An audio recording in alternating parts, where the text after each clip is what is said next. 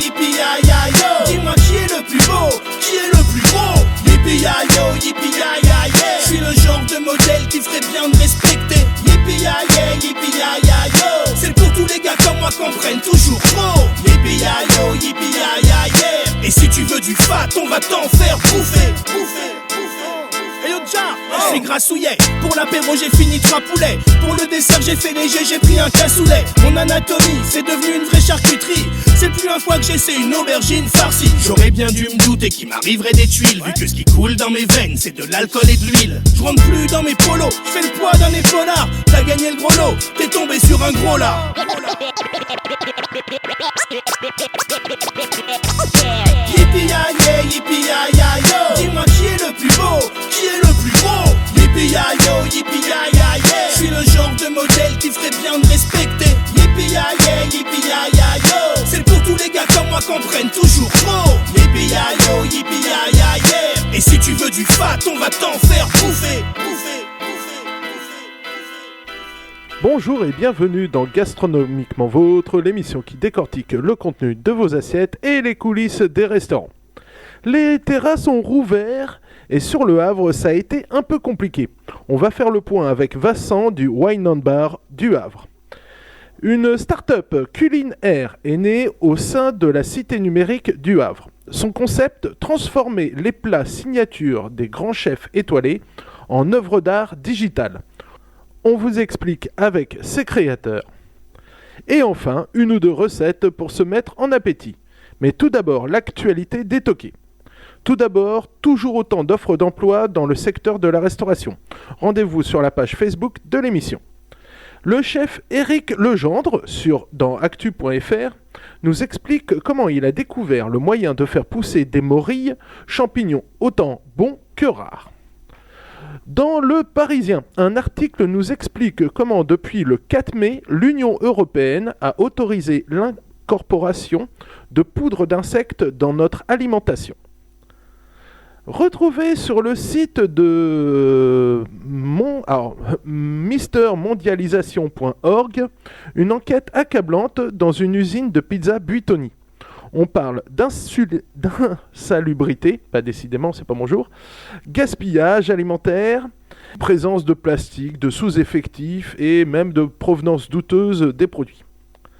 Ce week-end, n'oubliez pas le brunch avec le Margot et ça se passe chez Lily. Le groupe Alain Ducasse quitte le Plaza Athénée à Paris après 20 ans de collaboration. Anne-Sophie Pic se lance dans les burgers avec son food truck. Voit-on arriver à la disparition de la culture de la gastronomie française ? Au Havre, une employée de la boulangerie Paul avoue le vol d'environ 21 000 € dans la caisse. Ça, c'était dans le 76 Actu. À noter le décès d'un grand nom de la boulangerie, Roland Herzog, ce 19 mai 2021. Tous nos respects à sa famille et à ses amis.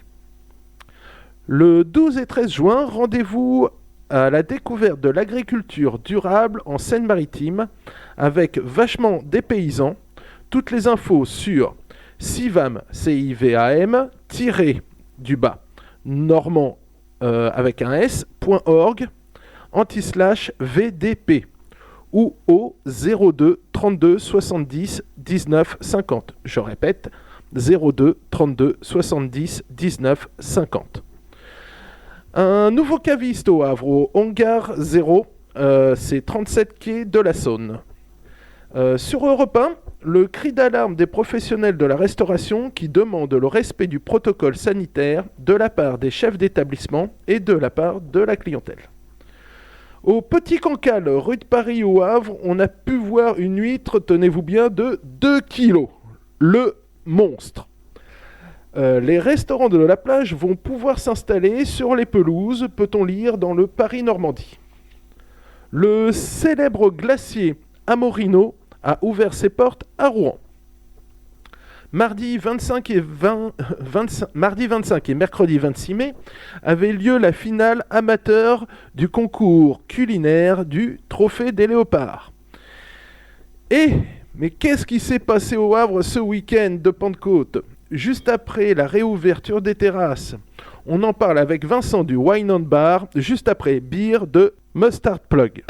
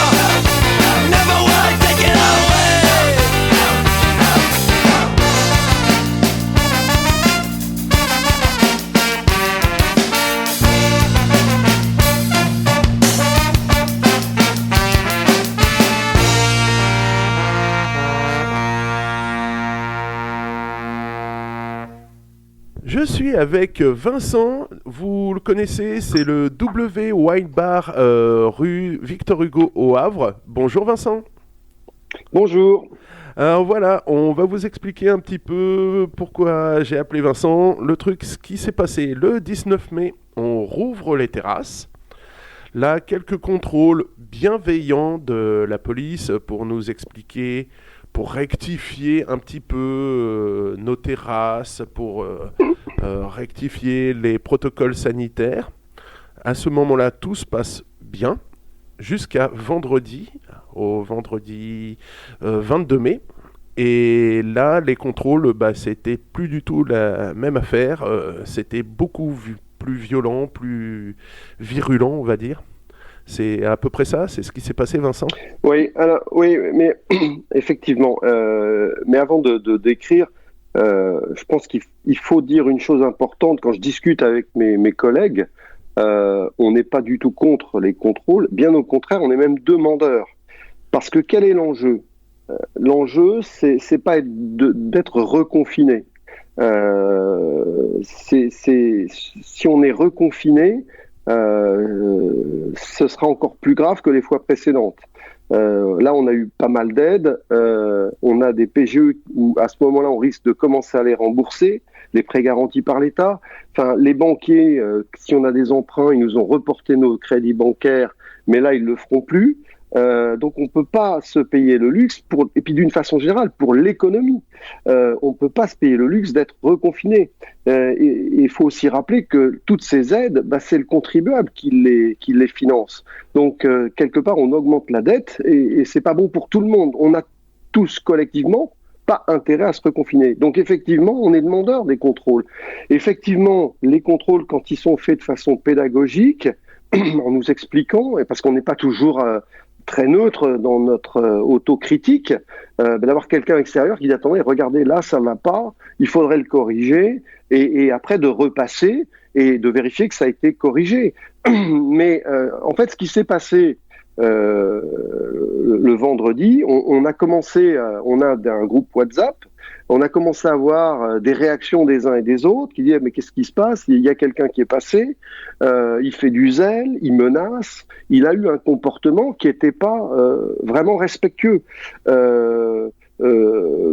Certains m'ont expliqué par exemple que ils avaient enlevé plus de la moitié de leur table. Et ces tables étaient à la cave, et la personne contrôlant dit où sont vos tables?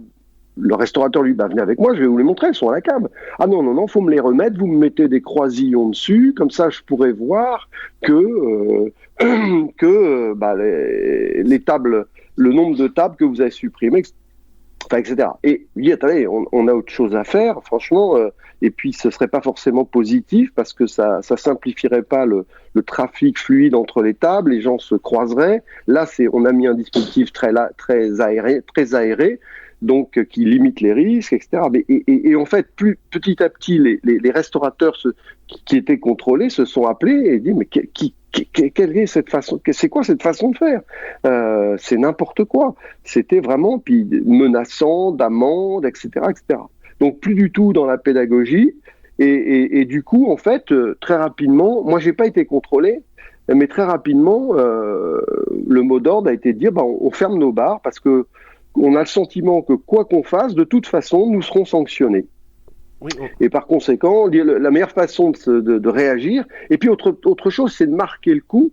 C'est-à-dire quand on est traité avec manque de respect, de ce que j'ai compris des témoignages en tout cas, on peut pas le tolérer. Donc moi, par solidarité, j'ai décidé de fermer, comme mes collègues, la plupart de mes collègues, de fermer. Et c'est franchement. Je l'ai fait vraiment par solidarité parce que j'ai vraiment besoin de faire du chiffre. Enfin voilà, et c'est ça. Mais en même temps, on voulait absolument pas que ce soit compris comme quoi on refusait les contrôles. Moi, je suis demandeur de contrôle.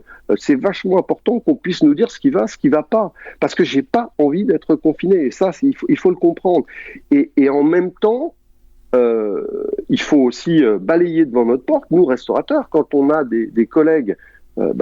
Qui jouent pas le jeu, qui respectent pas les protocoles sanitaires. J'ai un exemple en tête. J'ai vu, je dirais pas où c'est parce que je suis pas là pour faire de la délation, mais un restaurant avec des baies, une terrasse avec des baies vitrées amovibles qui peuvent être ouvertes. On nous a dit que les terrasses devaient être ouvertes, et là, la terrasse était complètement fermée avec plein de monde à l'intérieur et sans distanciation. Objectivement, on peut pas accepter ce genre de comportement. Fort heureusement, la plupart de nos collègues font ça très bien, heureusement. Mais parfois, c'est comme dans tous les métiers, il y en a qui jouent pas le jeu, qui respectent pas les règles. Ceux-là, nous, on comprend qu'ils soient sanctionnés. Maintenant, heureusement, et moi, je suis assez admiratif. Ce qu'il faut aussi que les clients comprennent, c'est important, c'est que on doit gérer des clients qui ont été privés pendant 6 mois, plus de 6 mois, de ce type de liberté, de la terrasse, de boire un coup dans un bar ou manger à une terrasse. Et c'est normal, ils ont envie de se lâcher, les clients. Alors c'est encore plus vrai pour les jeunes. C'est vrai que c'est dur d'être jeune en ce moment.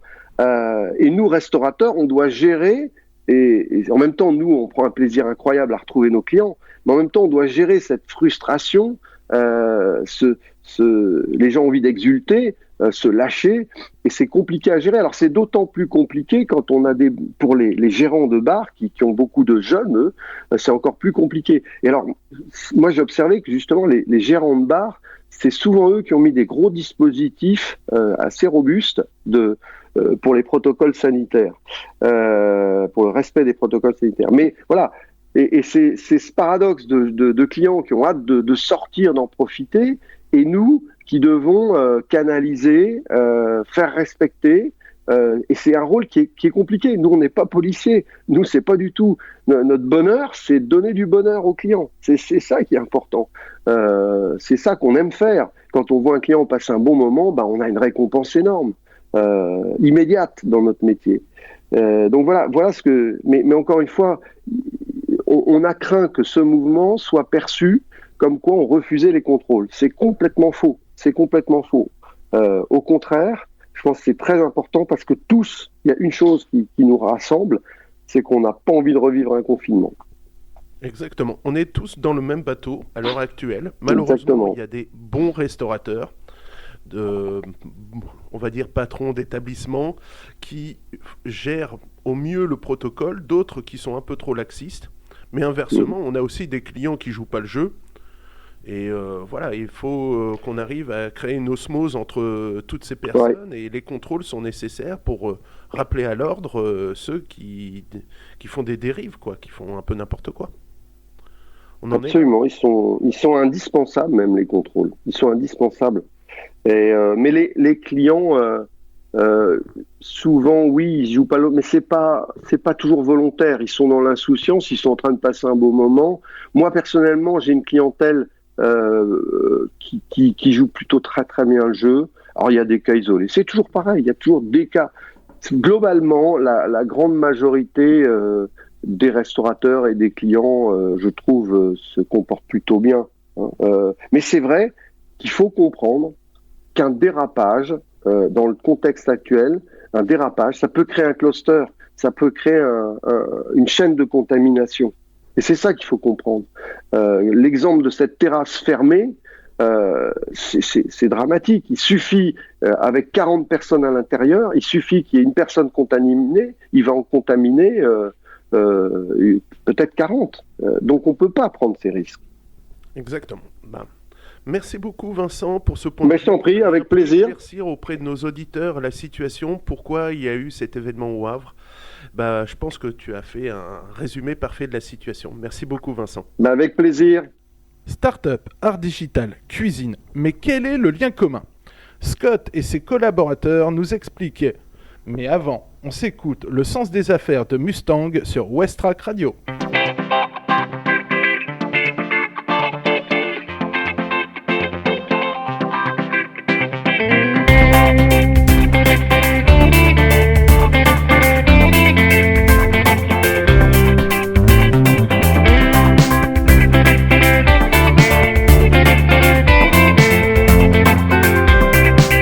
J'ai de bons parents, de bonnes manières. Je sais faire un bœuf bourguignon. Mais qui peut me dire à quoi ça sert? Ça ne rapportera jamais un rond.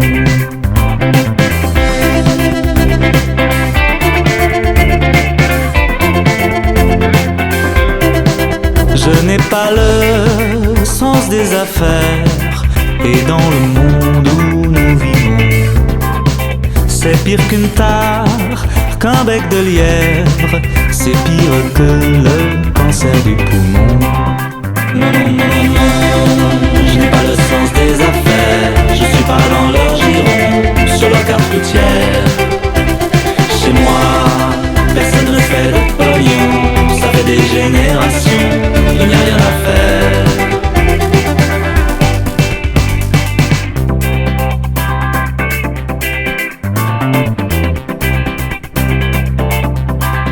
Dieu, quel malheur, quelle misère, je ne serai jamais champion.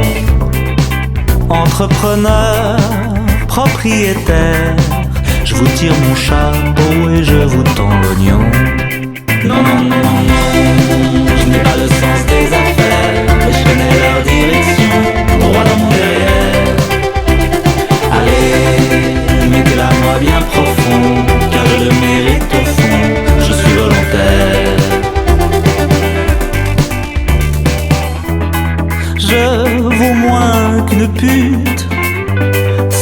c'est tarifé. Moi on me culbute en toute gratuité.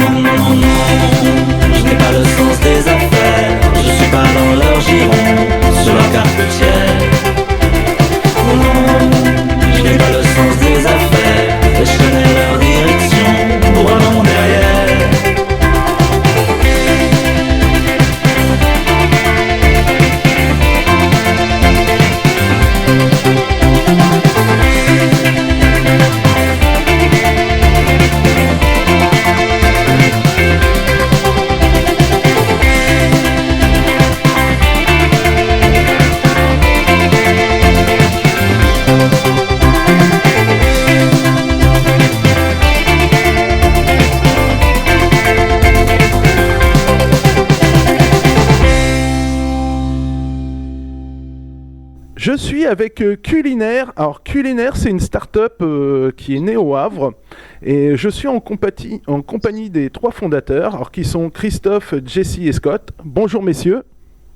Bonjour. Bonjour. Bonjour. Voilà, donc alors, qu'est-ce que Culinaire? Alors Culinaire, c'est comment dire, des œuvres numériques? Oui, c'est ça. Culinaire, c'est exactement ça. C'est des œuvres digitales à collectionner qui représentent les plus grands plats signatures des plus grands chefs français et qu'on inscrit, qu'on garantit par la technologie de la blockchain. Ah, c'est quoi le blockchain? Alors, il faut voir la blockchain comme une espèce de grand registre numérique qui va permettre de stocker et d'inscrire des informations. L'avantage, en fait, de ce système, c'est qu'il est partagé à travers des milliers d'ordinateurs à travers le globe. Il est donc incorruptible et on va pouvoir très facilement faire valider des transactions. Et par exemple, dans notre cas, ça va nous permettre d'émettre un espèce de certificat d'authenticité, pour une œuvre 100% digitale. C'est-à-dire que pour la première fois de l'ère informatique aujourd'hui, on va pouvoir posséder quelque chose de 100% numérique. Oui, et d'unique par le cryptage. Exactement, et d'unique, c'est-à-dire que vous n'aurez jamais la même œuvre que le voisin. C'est évidemment des éditions limitées et on pourra le garantir grâce à la blockchain. Alors, je vais m'adresser aux gamers, aux joueurs de jeux vidéo. J'explique, ça paraît fou d'acheter une œuvre d'art numérique, mais c'est comme d'acheter une armure sur Warcraft, c'est comme d'acheter une légion sur League of Legends. C'est du virtuel, mais on le possède, ça, on se l'approprie en fait. Exactement, ça vous appartient. Si les auditeurs connaissent peut-être les cartes Panini virtuelles de Sorare, c'est tout à fait le même concept. C'est-à-dire que Sorare, aujourd'hui, vous allez pouvoir posséder la carte virtuelle de Kylian Mbappé. Quand il va marquer des buts dans la vie réelle, ça va vous procurer des points dans le jeu et vous allez pouvoir donc avoir derrière des bénéfices et des avantages. Et là, chez Culinaire, c'est un petit peu la même chose avec les plats des chefs. Voilà. Et j'ai cru comprendre que ça serait sous forme de vidéo. C'est pas forcément de la photo. Alors, c'est ni forcément de la photo, ni forcément de la vidéo. On parle vraiment de motion design. L'intérêt, justement, d'une œuvre digitale, c'est qu'on peut y mettre absolument ce que l'on veut. Nous nous basons sur notre storyboard qui va vraiment mettre l'emphase sur le regard du chef sur sa cuisine et après sur un format qui oscille selon les chefs entre 30 secondes et 1 minute. Il va avoir une sorte de grand tableau pour pouvoir exprimer tout ce qu'il veut sur sa cuisine autrement qu'en salle, justement, que ce soit des émotions, des sensations, un producteur, un produit en particulier qu'il veut mettre en avant. Il peut mettre ce qu'il veut dans son œuvre, on la travaille ensemble, on fait des allers-retours jusqu'à ce qu'il ait l'œuvre qui soit la plus intéressante pour lui, et à partir de ce moment-là, on n'est pas justement sur un format juste une photo, juste une vidéo, mais on veut vraiment capter tout le ressenti et justement l'art du chef. Donc ouais, c'est du multimédia. On va Exactement. peut-être même la possibilité de, je sais pas, j'imagine une photo d'assiette en 3D, en 360, on pourrait peut-être tourner autour de l'assiette, des choses comme ça ? C'est tout à fait ça. Aujourd'hui, justement, ce qui est très intéressant, c'est qu'il y a autant de cuisine qu'il y a de chefs, il y a autant d'inspiration, et ils vont tous avoir leur volonté d'avoir quelque chose de très traditionnel, où ils vont mettre leur restaurant en avant, puis leur plat et leur cuisine. D'autres, c'est vraiment, on va être sur des inspirations, un côté street art, il va y avoir de la modélisation 3D pour certains, d'autres vont vouloir le côté, comme je le disais, plus traditionnel. Donc, le champ des possibles est très très grand, mais en effet, le concept de l'assiette, de tourner autour, de se promener, même en macro dans l'assiette, tout est possible pour mettre en avant et valoriser le plat du chef et l'œuvre pour le possesseur derrière. Alors, je vais donner une autre image. J'essaie de vulgariser un petit peu tout ça.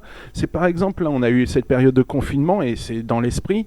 Et on pouvait, par exemple, visiter Lascaux de façon virtuelle. C'est un peu l'idée.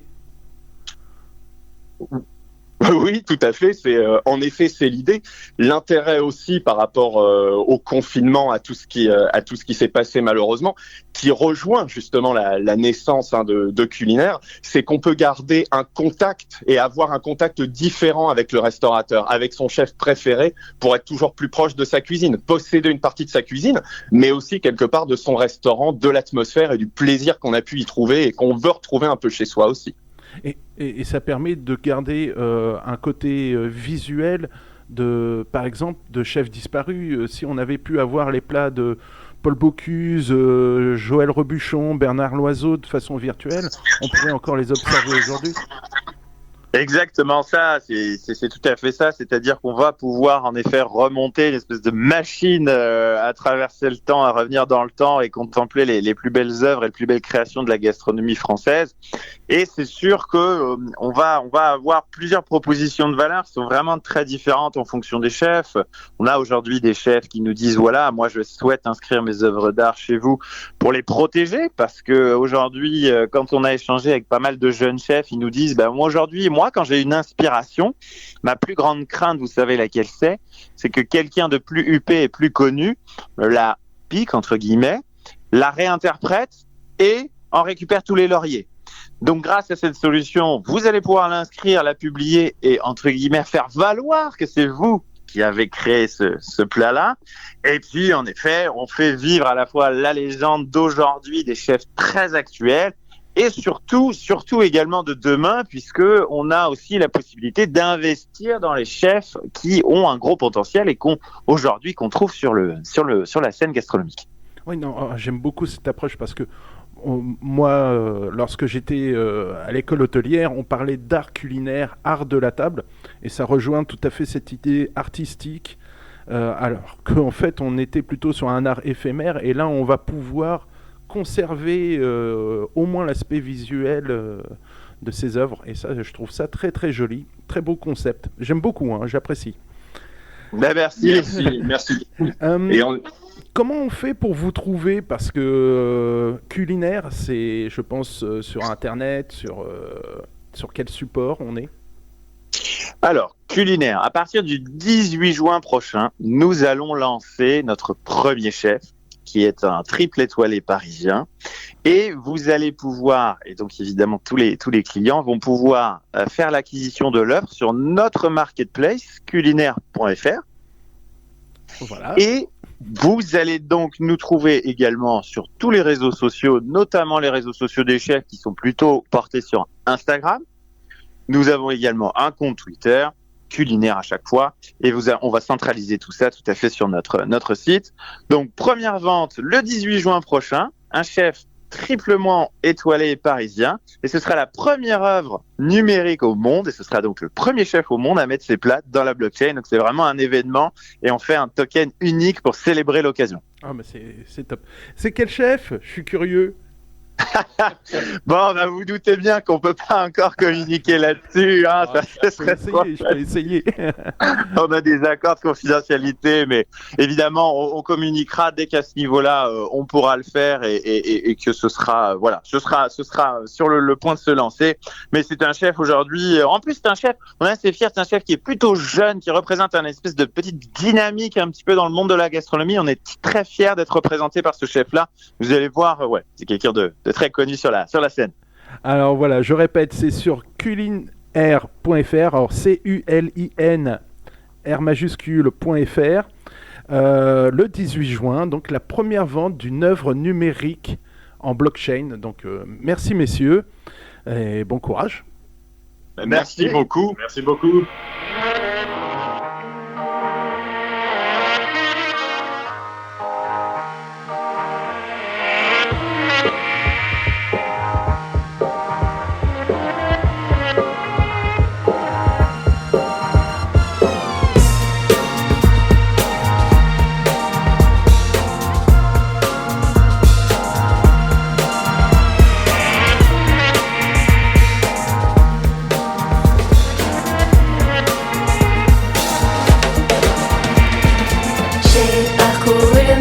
J'ai trouvé mon étoile et je ne veux plus de situation bancale.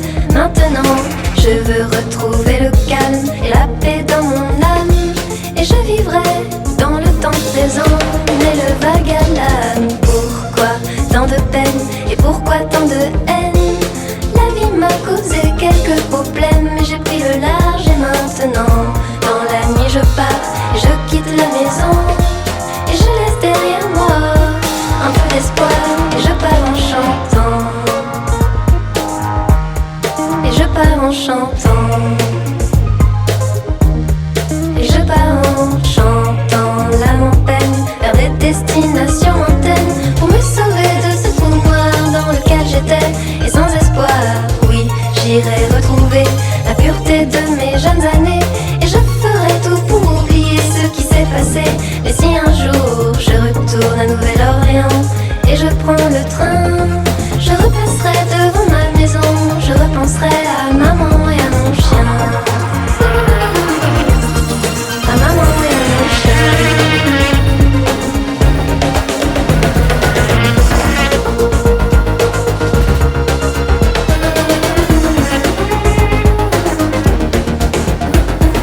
J'ai tout laissé derrière moi pour suivre mon étoile. Mais je n'oublierai jamais ce qui s'est passé. Je l'ai mis dans un tiroir et j'ai jeté la clé. Et jamais je ne la retrouverai. Aux oubliettes, c'est là qu'elle y restera pour l'éternité. Pourquoi tant de peine et pourquoi je n'ai pas eu de veine? La vie m'a causé quelques problèmes, mais j'ai pris le large et maintenant, dans la nuit je pars et je quitte la maison. Et je laisse derrière moi un peu d'espoir et quelques chansons. Et quelques chansons. Et si un jour je retourne à Nouvelle-Orléans, tout est incertain. Je repasserai devant ma maison, je repenserai à maman.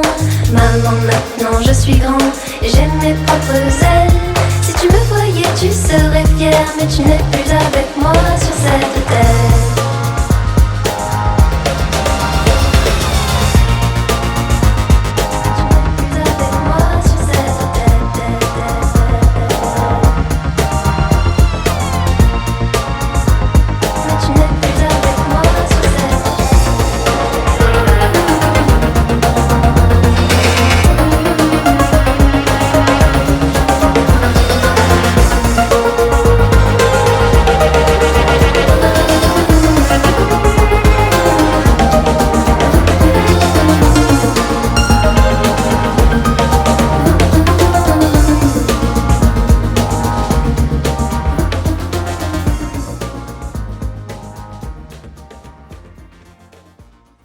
Recette pas si simple. L'omelette de la mère Poularde.